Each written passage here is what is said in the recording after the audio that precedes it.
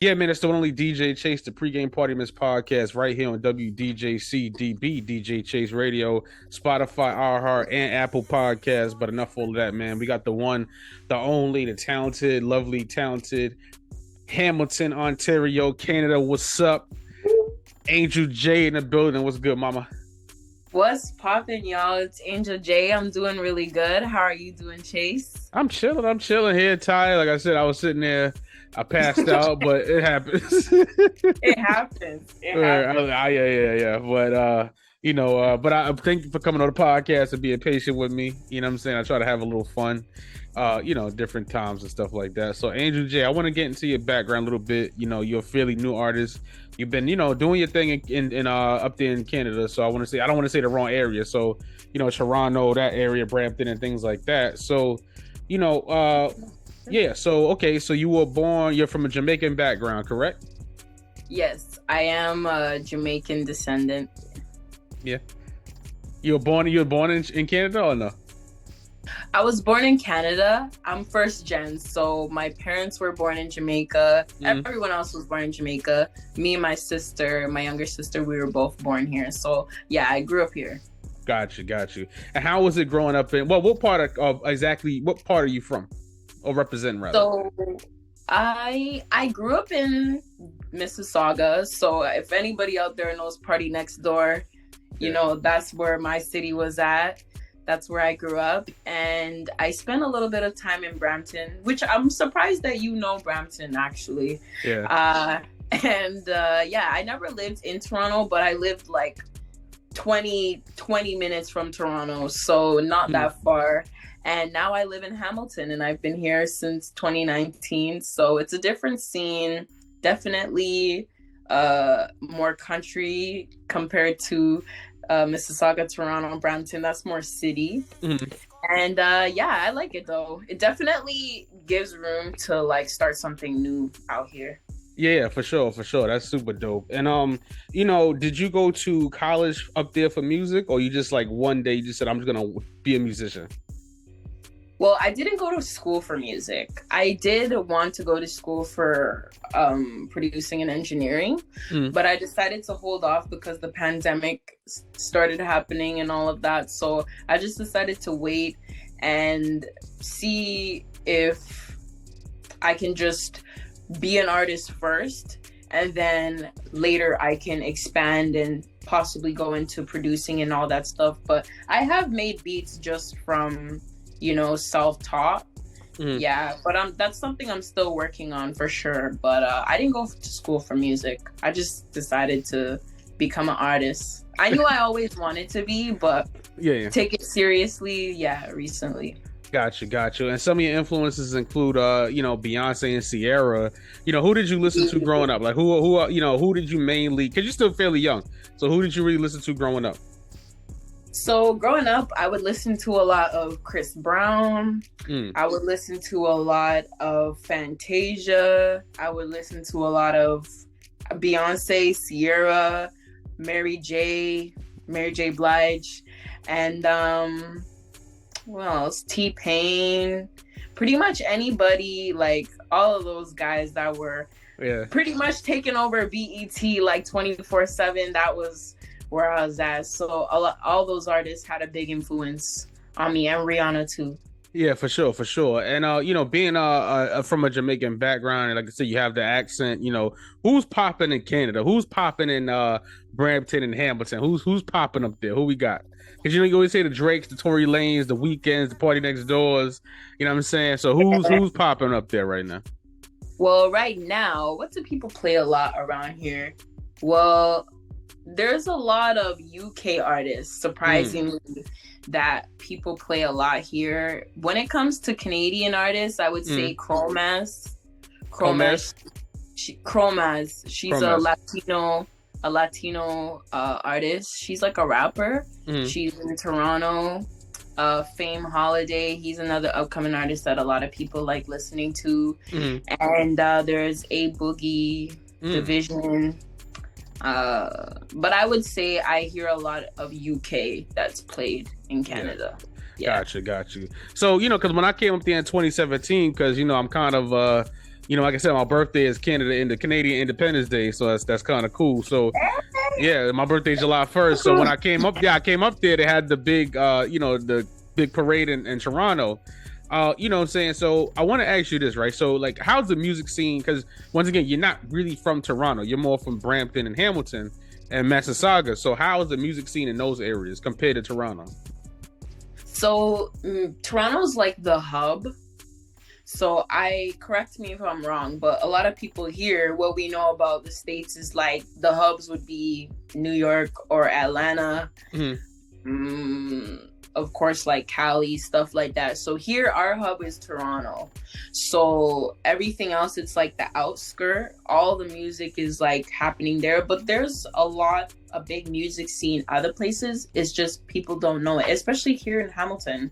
There's a big music scene out here that I'm now discovering, and I didn't even know it was there like that. But I would say there's a lot of artists there, but in terms of buzz, it's mainly Toronto. It's slowly starting to gradually become more buzz here in Hamilton, because it's like the second city that's like big for music, and people are just finding that out now. So Gotcha. Yeah. So what are the studios like out there? Like, how are the studios? Because, America, like America, New York, we have, home studios. We have different type of studios. But we don't have good engineers. You guys in Canada have super fire engineers. You know what I'm saying? So how's the studio scene in up there in Canada? So the studio scene out here is really good because you can find good quality studios for a low price. And you can find the prices vary, to be honest, but there's a lot of like talented basement producers, engineers too, that have a lot of they have a professional studio, but not necessarily like a separate facility. Like they'll have it in their room or their basement, but it's always high quality, at least from what I witnessed amongst like local producers, upcoming producers. It's always a good setup, and the producers are always like very well rounded in terms of like their taste in music. So it's like they can record any type of artist, and that it would be good, Yeah, for sure. And I want to ask you about yourself now. Like, what made you say, okay, you know what, I'm here. I could do anything else. You know what I'm saying? I got a day job. I went to school. I could do this. I could do that. What made you just wake up and say I wanted to be an artist one day? So what made me finally make that decision was like growing up, I always knew I wanted to do music. And it's something that I would always end my day doing. So it doesn't matter what I'm doing. I always end the night doing music. That's what takes my time. That's what I do for free all the time without being paid. So, I liked doing different stuff. And I do get attracted to many different fields of work. So there's been many times where I have derived from the music path and thought I should do something else. But it would never really work out, or it just wouldn't feel like a fit. And I just felt guilty. Like all the time, I'm like, why am I doing this? I should be doing music. Why am I doing this? I really should be doing music. But it's like I really needed to reprogram my brain and like really change my perspective and do a lot of inner work to be ready to be an artist and to accept that is my calling. And I just needed to get the inner stuff in alignment with the outer. So once you're still young though, so it makes sense. You're still young, so yeah. So once I did that, I had the confidence to finally do music, and it feels good. Feels like I'm doing what I'm supposed to do finally. For sure. And now your first verse single, I want to ask this, right? Blow My Line.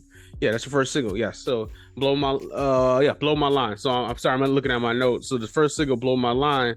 I wanted to say this, like, will you decide to put that out, right? Because I follow you on Instagram. You know what I'm saying? You add different venues and different shows and stuff like that. Did that help your confidence put out your first record? Help in making your confidence putting out your first record? Like doing shows? I did shows after. So yeah, I guess that helped me like continue the momentum and like continue to be putting out music. It just gave me reassurance, like, okay, people do like this, let's keep it going, you know. Got you. Now I want to ask this question too. What do you like better? You like the studio better? You like the stage better? That's a hard one. Well, I like the studio because I love the process of recording a song, but I also love being able to share that song with other people, and I love the energy, you know, I can get from that. And I love making people feel good. I love to see people enjoying the music and just, you know, bringing a low vibe room to a high vibe room, you know. I like doing that. So I would say I do love the recording process more, but I love being on stage too.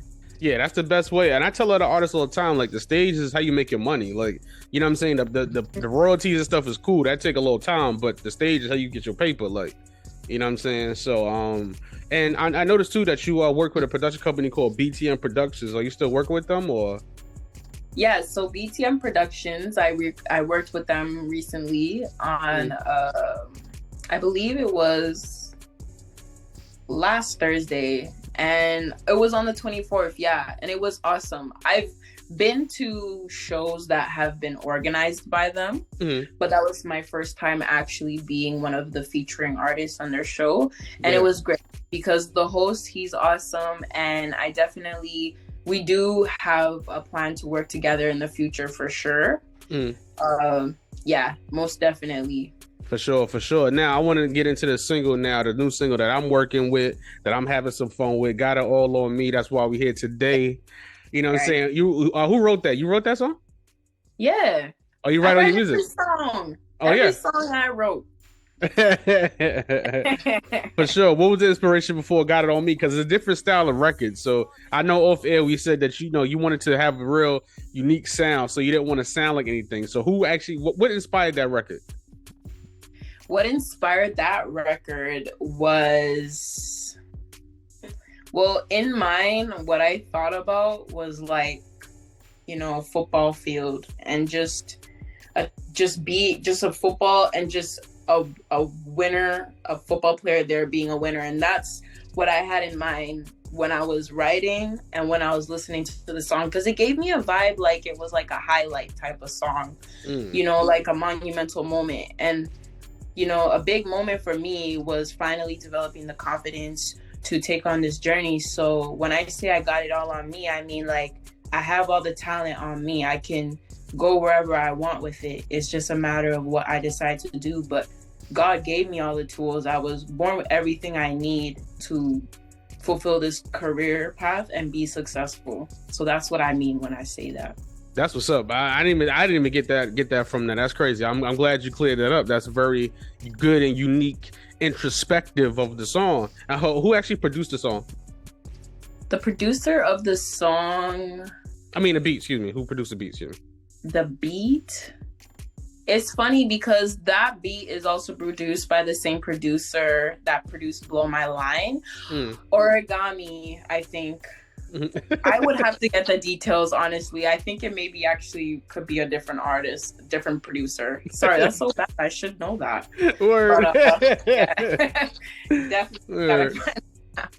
It's all good. And you know, like I said, because when I see your Instagram, I'm looking at you, I'm like, you're like this big, and I'm like, you're up there killing the stage. I know. For sure. You know, and you know, I wanted to ask you too before we get out of here. You got a full project coming? What's up? Yes, I do. I actually have another single that's going to be dropping on the 11th. Nice. It's called Scorpion Attire. It's a rap song, and it has been inspired by Nicki. So some people will hear it and be like, oh yeah, she listens to Nicki for sure. You'll know. Got you. You know, her birthday, I think her birthday is coming up, the 8th or something like that, right? Nicki Minaj's birthday coming up soon. It is? Yeah. Oh yes, because she is a Sagittarius. So I gotta add her in that song as well. Let her know what's up. Yeah. Definitely. And you know, what female artists are you listening to right now besides yourself? Like besides of course Nicki Minaj, but what new female artists are you feeling right now? I listen to a wide range of music. I listen to more males because I listen to a lot of Afrobeat, but I like Ira Star. She's she's an Afro artist. I also like there's another Afro artist I'd have to go into my catalog to see, but I listen to a lot of Oxlade, Sake. I'm listening to a lot of Afro right now. Nah, that's what's up. Nah, that's good. That's good. That's good. Yeah. I you know, because I like to hear what people listen to. Like a lot of times, sometimes people be like, oh, you know, it's you don't want it to be like so self-absorbed. So sometimes it's like cool to hear what other artists are actually listening to and what influences them. You know, so that's why I asked that. No, for sure. And honestly, it's kind of funny because the music I make, it doesn't always line up to what I listen to. So it's same here, like same here. I like, even when people ask me, like if I show you how many people send me music a week, it's ridiculous. I did show you. I did show you. So I don't listen to, like, I'll listen to it for about 5 minutes and I'll be like, okay. And if you look at what I really listen to, it's crazy. Like I'll be listening to all types of stuff. So I listen to old music. So yeah, exactly. Same here. Like me too. I also listen to a lot of like choir, like church services and women. So sometimes I don't even listen to like recorded songs, but I listen to stage performances a lot too. So yeah, that's why I started my radio station, because I wanted people to kind of like figure me out. So I was like, how can I monetize people figuring me out? So I was like, you know what? I got it. Let me start a radio station, right? That's crazy, right? Word. And one of my last questions is, how do you feel about being independent or being major? Do you want to get like a big record deal? You want to like staying independent? Well, I love the idea of remaining independent, and I do want to be independent long term. However, I do know the benefits of having a label behind me, even if it's for like a distribution deal. Like, I think it's beneficial. It's just a matter of me doing my extra due diligence to make sure that I get the right deal. Mm-hmm. And then I have the right people in place that can also make sure that I'm getting the right deal. But honestly, I know there's a lot of controversy when it comes to it, but I personally think it's a smart move to have a deal. It just depends how you move. Like Russ, he talks about this a lot, you know? And him being independent now, like him having his deal helped him be give him the foundation he needs to make it big even after his deal was done. So like, I mean, not make it big, but like continue that momentum and expand from that, you know? So I actually am interested in having a deal. For sure. I like that. And my very, very last question before we get out of here, Miss Angel J, is what advice, and I ask everybody this, what advice do you have for anybody getting into the music business right now from your perspective? My advice to anybody who's getting in the music business right now is to really be your true authentic self, because there are so many people, like it's a very saturated field. So you want to do your best to stand out. And, you know, there's going to be people who will tell you not to do something, or it won't work, or you should do it more like this. But think about why you're making music in the first place and what it means to you. You know, you don't want it to be all about the money, because it's not going to be fun anymore. So be yourself, make the music that you like, and there's going to be somebody else out there who likes it too.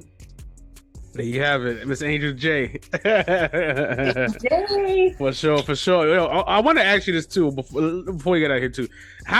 When did you go vegan? Like, why? What made you go vegan? If you don't mind me asking. I knew that was coming. Yeah. I became vegan in 2018, March 2018. How do you survive? How do you live out here? Like, how do you do it? So what I do, it's very funny because people like have a perception of vegans like there's not really a lot we can eat, but I eat a lot of different things because I come from a Jamaican background. So, you know, I'm used to having good, wholesome, filling, delicious food. So I make a lot of the Jamaican dishes. I just veganify it.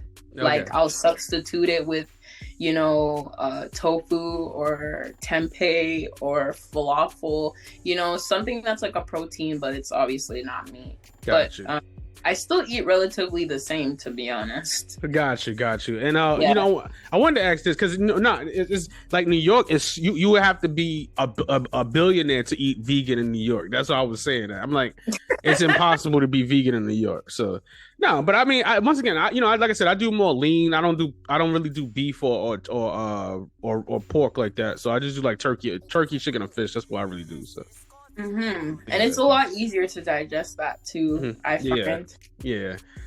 Here they say that about Toronto too, that it's like you have to be a millionaire to be vegan. You have to. It's crazy. Like New York is expensive. When I went to Toronto, I mean, I love it there. I want to move there, retire there. So. Yeah. Really, Toronto? Yes, I love it there. Okay. First of all, I have a whole. Let me show you. I have a whole album dedicated to Toronto. Really? I have a whole album there. That's how I love Toronto that much. Like I was like, this is the greatest place on earth. Yeah, Toronto is a really lit city, and you know what's so funny? Sometimes when you go there, if you get lost and you try to ask somebody, like if you know where this place is, they're probably lost too. I got a whole beat tape project to Toronto. Oh my god.